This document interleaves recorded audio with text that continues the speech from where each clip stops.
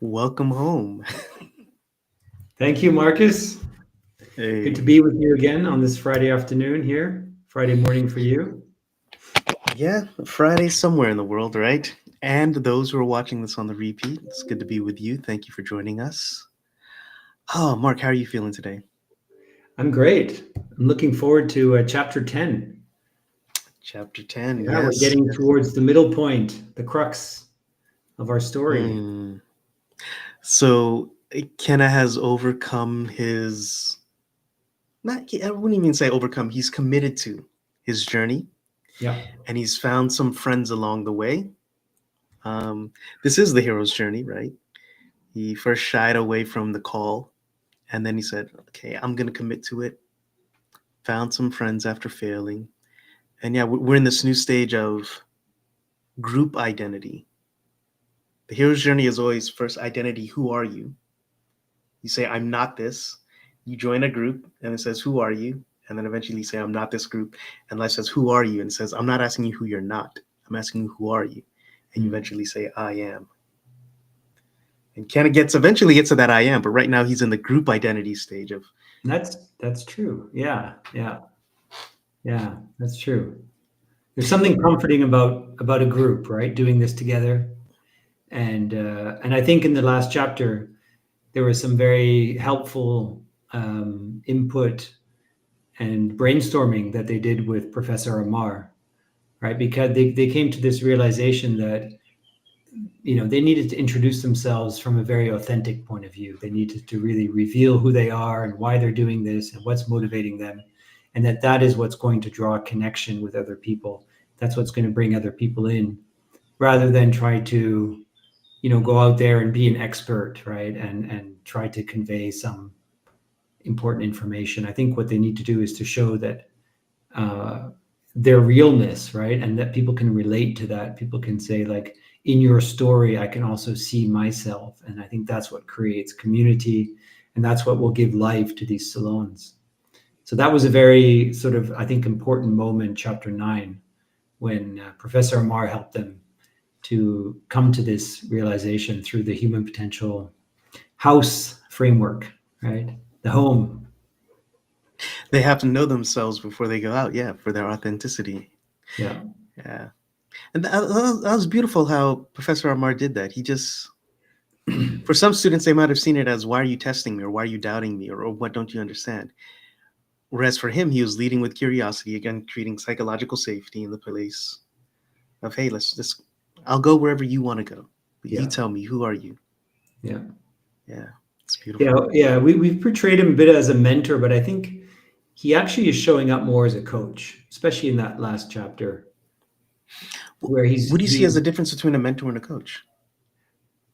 well, for me it's a mentor is a bit more somebody with the wisdom and the expertise and providing input and guidance, whereas a coach is genuinely trusting that the students in this case have all the wisdom and resourcefulness within them, and that the role of Amar is more to bring it out and just to ask questions and to see what's there and to allow them to come to their own discovery, which will then ultimately be the content they need to go out, and bring this salon to life. And I felt like in this last chapter it was much more in that role of a coach. Okay, okay. I wondered, I mean, maybe we shift, when I say we, meaning you and I, and then those inside leadership positions, we shift between the roles. Sure, sure, Yeah. yeah, For absolutely. me, a coach is someone who's driving someone to a decided upon outcome, and they're going to get there. They're going to do the work. Always a person is going to do the work. And a mentee is a person who holds space while the person is figuring it out to bounce questions off. So, yeah, just a different take on it. Yeah, yeah. So this chapter is actually called Mask Off in a Cafe, and this is where the three friends meet in a cafe.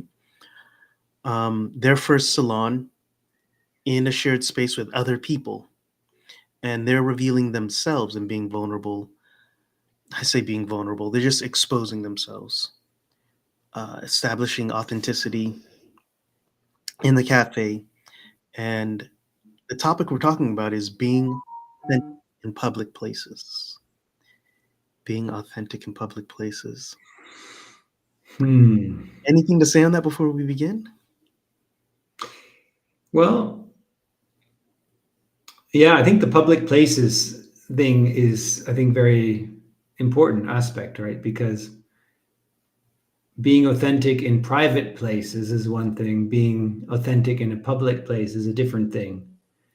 And I think that's worth exploring a little bit. What is the difference? Why is it more difficult, I think, in most cases, to show up really authentically in a public place? Is it somehow more vulnerable? Do we feel more exposed? Um, yeah, there's maybe less safety, when we're with our friends and they know us and we can reveal more of ourselves. So I think it's something very important about being out there in public. It's sort of a coming out. It's like, I'm not holding back anymore, I'm just putting it out there and Mm, sharing parts of my life story, right? Because that's what Kenna does. He reveals that he's been following a blueprint that doesn't work for him anymore. It's a blueprint that has been sort of handed over to him from generation to generation, and he doesn't feel mhm, like he fits in that anymore. And to be able to really articulate that, I think it's a big step, right, in his growth and his development, and to be able to do that in a public space. I think there's something about making it even more real, right? It's mhm, one thing to have the insight and the realization. It's another thing to talk about it to a good friend and say, I realize this. And it's a much bigger step to go out there and like present it. lay it out, right, in public. And there's Mhm, something that makes it even more sort of as a breakthrough, right, as a moment of transformation. And I think the yeah, other important aspect of it is it gives other people permission to sort of check in with themselves and see, is there something in his story, in Kenna's story, that I can relate to, and that speaks to me and to my journey and to my growth and development as well. So I think there's that part of the public aspect that's also very important. yeah, yeah. To your point, it's when we go out in public, we all have IP, intellectual property. It's what we know. And when we put it out in public, that's actually where it's battle tested. And you actually, is this really what I believe or is this not what I believe? Because it's Mm. going to face criticism. Criticism means to be hit. It's going to face receptive, it's going to be received or not. But it's just like, not until it's stress tested do you really know what something is. And we were talking about your character or who you are. Not until you go out do you really know who you are. Everybody has a plan until they get punched in the mouth. And that's when you really figure it out. But it's when you're willingly going out there, publicare to publish, when you go like this podcast, it's when you Yeah, go out it's there. a good example, right? This is really public facing, and true. It is true. It's Yeah. us putting our work over the last year, more than a year, that we've been doing sort of behind the scenes, and we've been having similar conversations that have Hmm. been stimulating and giving us, the material needed for the book. And now Hmm. we are revealing it, right? We are putting ourselves out there and making these conversations public. So I think it's a really great parallel, and Yeah. it's starting to feel comfortable now. I have to say, like, the first few times was, even though there's nobody physically here in the room with us, it Hmm. still feels like, okay, we're talking to a broader audience, and this is live, and it does something to yeah, maybe what I choose to say, what I choose not to say. And now there's a level of comfort that's coming with that after we've done this now a number of times. Yeah. And that takes us to our quote actually from the chapter. I love how you said that. There's a sense of comfort, of familiarity. At the end of the chapter, Rosie says, "Let this be a familiar place we can frequently come to. A frequent we can frequently come to where we can take off. Excuse me. I apologize. Where you can frequently come to. Yes. I think you got it right the first time. Where we can take off the mask we wear and be real with one another. Hmm. In our pre-show discussion, we said that sounds a lot like home. Yeah. Yeah. Let me pull it up here. Um, it's a place where we can come to frequently. Home is a place that's familiar with us. We've come to it again and again and again. When we go to difficult places, i.e., for example, being in public again and again and again, it's somewhat of a second nature. It's like, oh yeah, we know this place. And when you go there in your authentic self, it's, oh, I can go to this place and be me. It's okay. Hmm. Hmm. Yeah. Any takes on this, or when you look up and to the right? Hmm.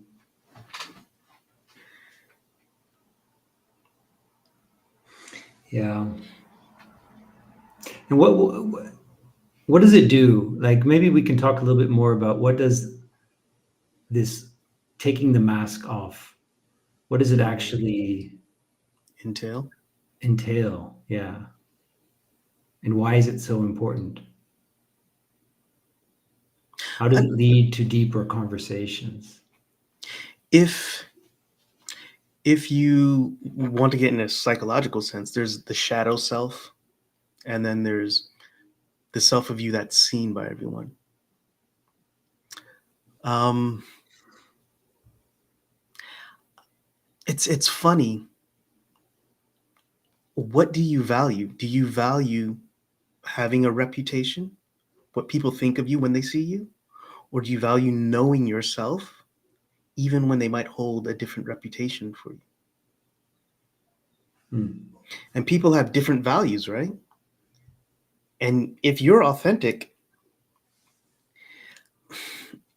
I can't speak for other people. I'll speak personally for me. I know who I am, and I know people don't know my full story. Hmm. And then sometimes when I walk in, they might hold a different story for me. Hmm. And then I think to myself, well, don't defend that. Don't fight against that. Don't, I mean, is that me being authentic by not engaging with it? Or do I have to come up and prove myself? And sometimes having to prove yourself, there's this thing called whistling Dixie. Hmm. Have you ever heard of this idea? Not No. whistling Dixie, whistling Vivaldi. This was in Chicago. There was this large black man, and he felt every time he walked down the street, he had to whistle classical music in order to make other people feel good around him, or like say, okay, he's one of the good ones because he whistles Vivaldi. He knows classical music.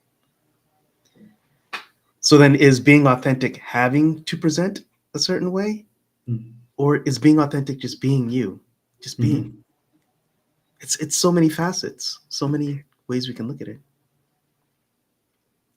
Yeah, I think it's I mean for me at least it's definitely being real, taking the mask off. Sure. So I connect with that. And that example of whistling Vivaldi, it would be whistling your own tune, right? That would be sort of the authentic version of it. Just whistle your own tune Mm, and allow the people to attract, if that's the tune they're attracted to, right? The people will yeah. find you. There's something else about the mask off and revealing more about ourselves, about our journeys, our stories, where we come from.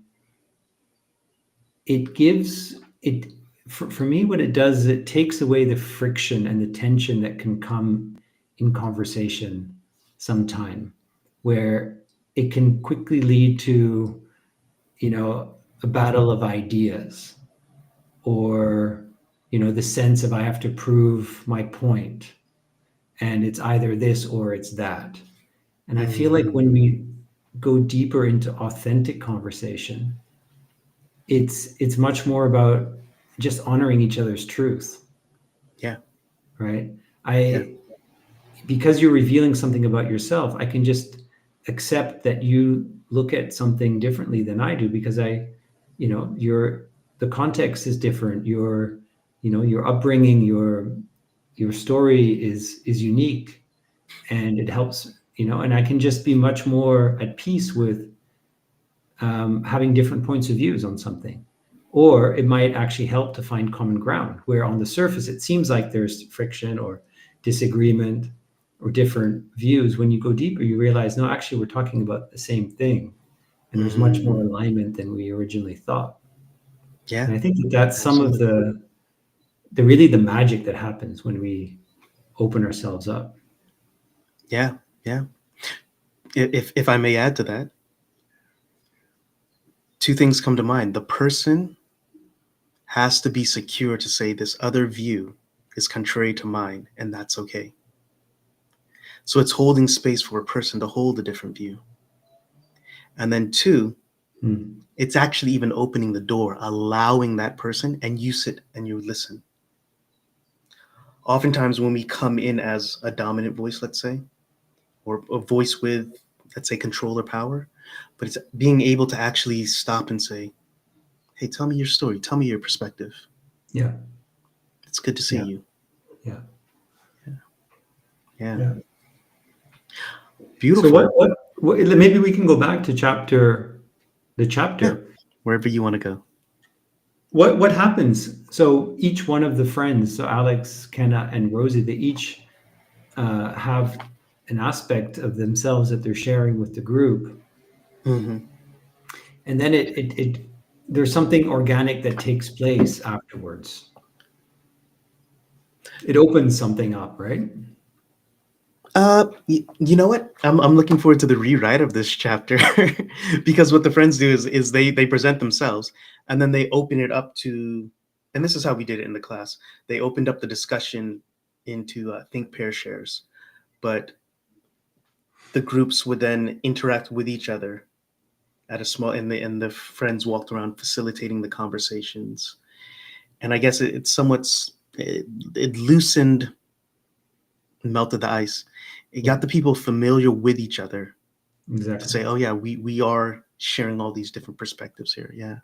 Yeah, yeah. Is there something specific you were thinking about? No, I think it's that, the fact that it loosened people and that it wasn't just about them, but they handed it over to the group, to the people who showed up, to also, Hmm. do this amongst themselves, right? So it became very interactive, and the energy was able to sort of spread in the salon. And I think that this is really what kicked this initiative off, right? And there was a very different sense that people had when they left the event, right? There was a they felt filled up, right? It was like they experienced something unique, and they were able to, um, yeah, I think to go off with this feeling of, I want to come back to this space again. I want to come back because it's a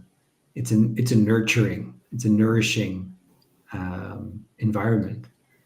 And so, this is really where the initiative gets launched and starts to build momentum over the next couple chapters. Yeah. As a teacher, I remember when we would write lesson plans, you think of engagement, and of course, you always want as much learner engagement as possible. So then that's why you would have smaller groups. You would have, and then sharing in larger groups before we share into the whole. And when you do that, the person says, "Oh yeah, my ideas are seen." Too often we resort to passive roles of watching, I think, in this digital age. But how Yeah. do we get engaged?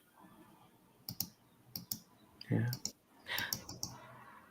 Our next question is about to get a little bit, I wouldn't say more intimate, but it's going to make it more personal.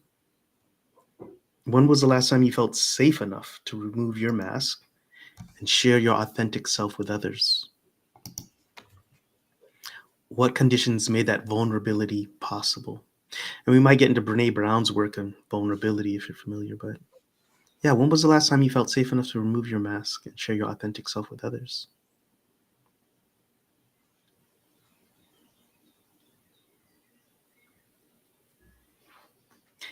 I know I just asked you Well, right off the back. Okay, go on. yeah, no, no. I Yeah, mean, you're we good. spoke about this already a few weeks ago. This is the example that's coming back to me now.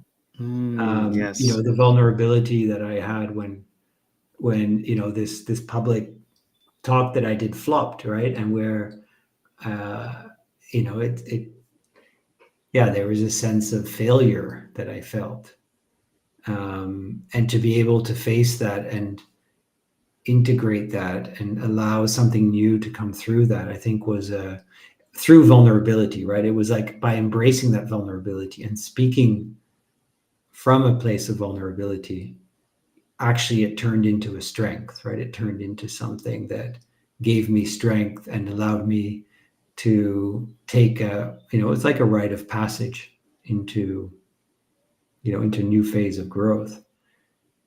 So can you bring that question up again? Yes. When Yes. was the last time you felt safe enough to remove your mask and share your authentic self with others? What condition? So, The interesting thing is that I don't know if I felt safe enough. okay. Talk to Um, that. and I'm not sure if we always need to feel safe enough before we remove that mask and allow the vulnerability to come through. I think Hmm. it's maybe even when we do step into vulnerability, in spite of the lack of safety, it's actually that what creates the safety when we do it, when we step into it and we realize how appreciated that is with other people, and it's like, now I feel safe, Yeah. right? Because there's an appreciation of the vulnerability. But before you step into vulnerability, no one's going to tell you you're safe. It's okay, you can do this. Yeah. It's more like, no, you just have to go and do it. You have to trust that. You know what I mean? Yes. Yes. And yes. And Always, yes, always. always yes. And what came to mind for me is one. There's I always assume safety. Like there is no threat. Hmm. Like you're not gonna die doing it, True. right? Exactly. So Yeah. I mean, we're not gonna die coming on and speaking publicly about human development. Yeah. There's no threat. The second thing that comes to mind though is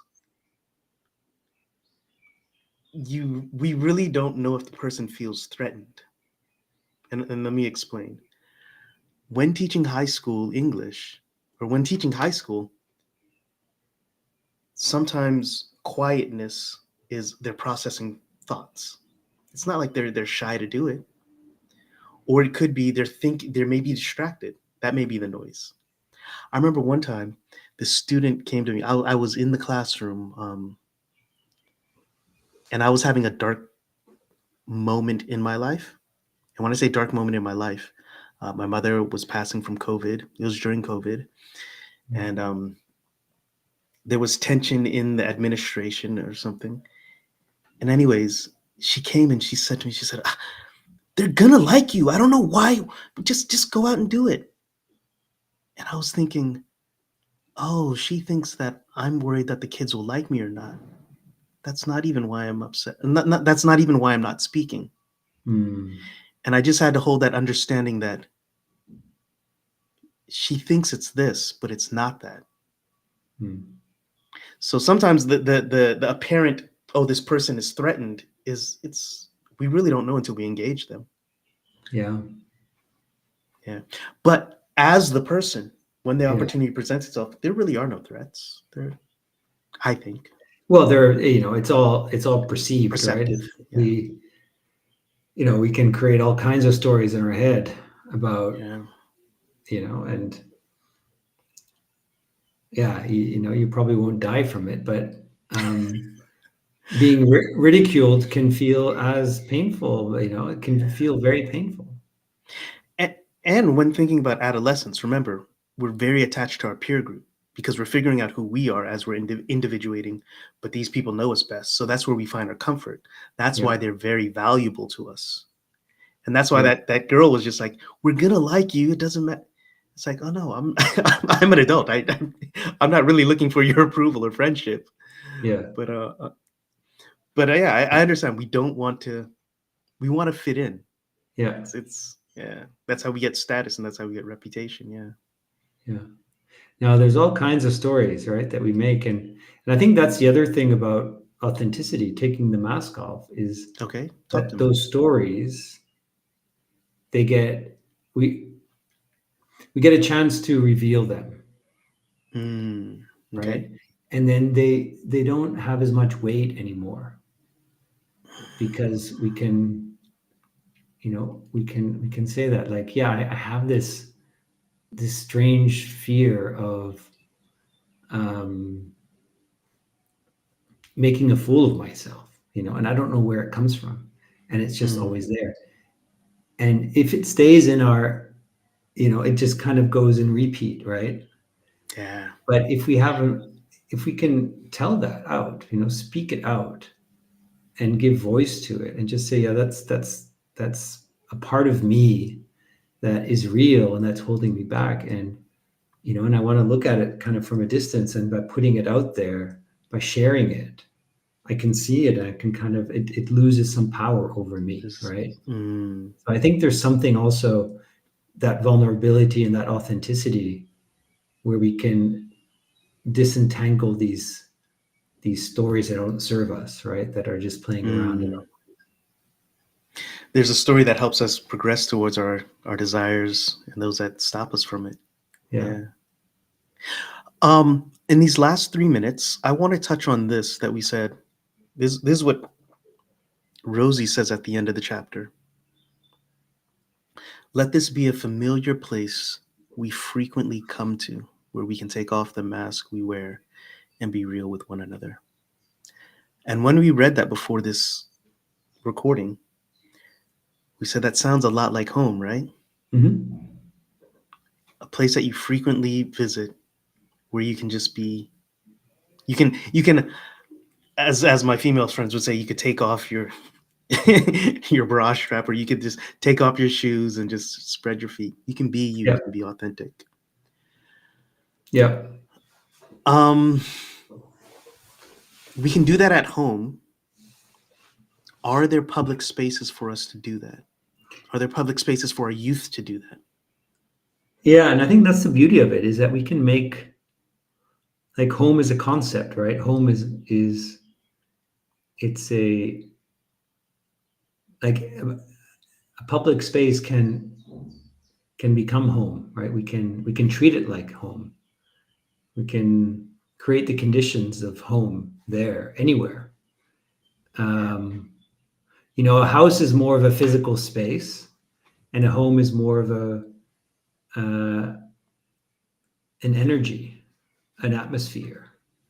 Mm. And I think that that's sort of the beautiful thing, is that we can, it can be transported. It can come alive in public spaces as well. If we're intentional Intentional about it. Yeah. collectively to create that space. Yeah.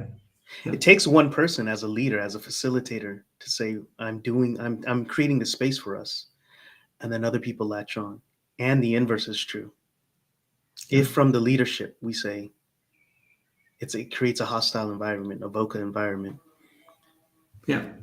There are things that can be done that are kind of symbolic, but I think they influence the space quite a lot. Yeah.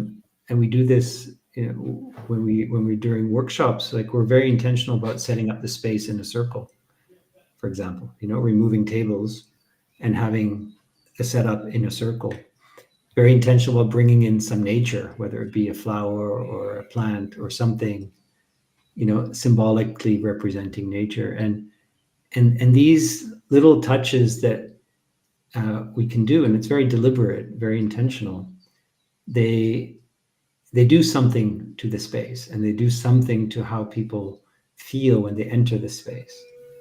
Yeah. And I think it's often not that difficult, but it does require intention and being deliberate. Um, I don't know if Maria Jose is tuning in today, but she is the master at intentionally creating these A spaces, and creating homes, right? Making places feel like home. So, there's some people who just have that natural gift to do that. you said intention 4 times there, yeah. And what I think about that is there's always tension, and we're putting it in, and you're creating Mm, that tension towards comfort. We're actually saying, settle, be at comfort, be at ease, yeah, intentionally creating that. That's beautiful, Mark. Beautiful. yeah, Well, yeah, let this be a place that we can come to and be authentic. We've done it for over a year. We're doing it in public now. yeah. And I think we're intentionally wanting to create spaces for that, to create conversations with young people and their educators. Um, yeah, always, I always say this, but good to have met you along the journey. And I look forward to next week when we talk about our next chapter, when Chapter 11, the ripple effect. the ripple effect. It's all energy, and then it's also waves. So the ripple effect, how it's going to roll out. Yeah. Right? Any thoughts before we finish? No, just yeah, to anyone who's listening in afterwards, tuning in, feel free to reach out. This is also a conversation we'd like to continue having, whether it be on LinkedIn or email or whatever. If you're interested in education, if you're involved in education, definitely, we're always open to connect, to share, to discuss, and to take this work forward. Yeah, thank you. You just reminded me we need to have a call. Uh, sh- uh, I'll talk with you after the podcast, but yes, you're right. All right. Welcome Thanks, home. Marcus. Thank you for coming home, and everyone out there, be blessed. Until next week. Thank you.